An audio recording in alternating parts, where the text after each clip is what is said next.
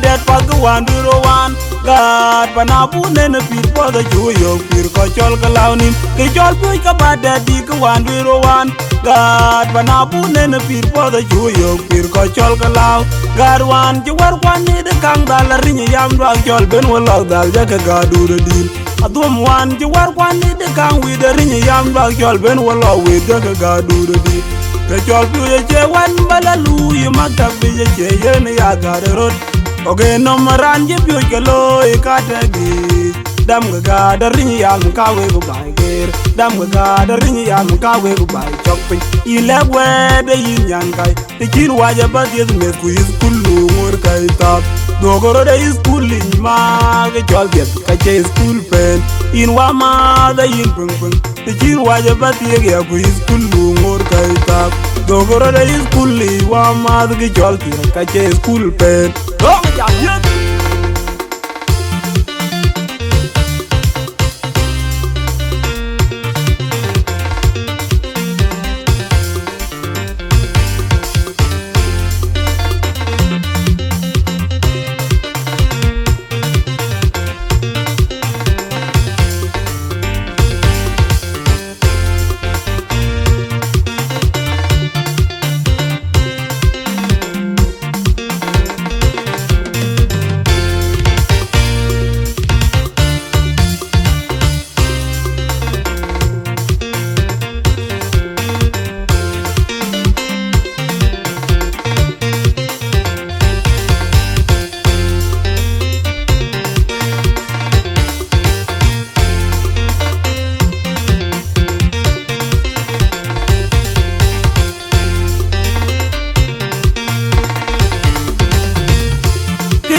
je tin we kwa dan chol jing ok tiag diar ka ge ge yo ko ge de mi da je yo kwa wo je ba ten wo kwa na dong chen ki tin na je le we kwa dan chol jing ok tiag diar ka ge ge yo ko ge de mi da je yo kwa wo je ba ten wo kwa na dong chen yang mi gat tong ra ye ba ke wat ji ke belu yer je wat lo ye le ku chol ga da tur je ko yang mi gat tong ra ye pe ke war chi ke belu yen je wat lo ye le ku chol ga da tur che kon in le we de yin yang kai kin wa ye ba de me ku is kullu wor kai tap gogoro de is kulling ma de chol ge ka je is kul pen in wa ma de yin pung pung kin wa ye ba de ge ku is kullu wor kai tap gogoro de is kulling ma de chol ge ka je is kul pen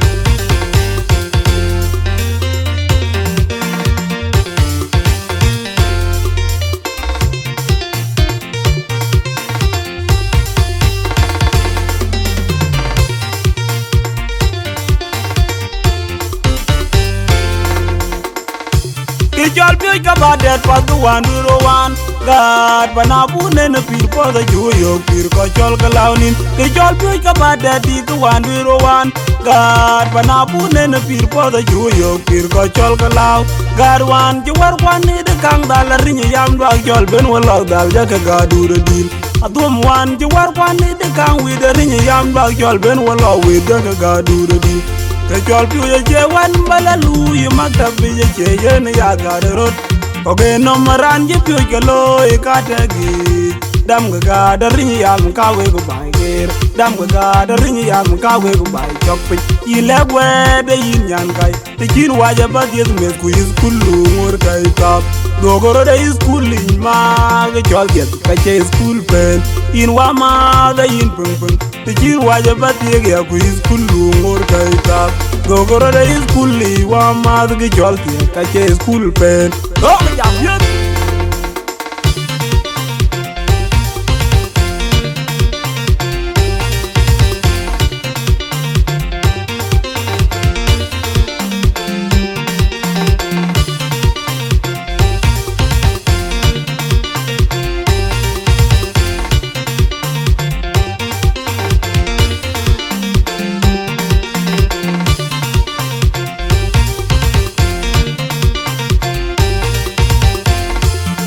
net ya tin we kwa dan chol jim ok tiag diar ka ge ge yo ko ge de mi da je yo kwa wo je pe ten wo kwa na dong chen ki tin net ya we kwa dan chol jim ok tiag diar ka ge ge yo ko ge de mi da je yo kwa wo je pe ten wo kwa na dong chen yang mi gat tong ra ya pe ke wan ji ke belu yen je wa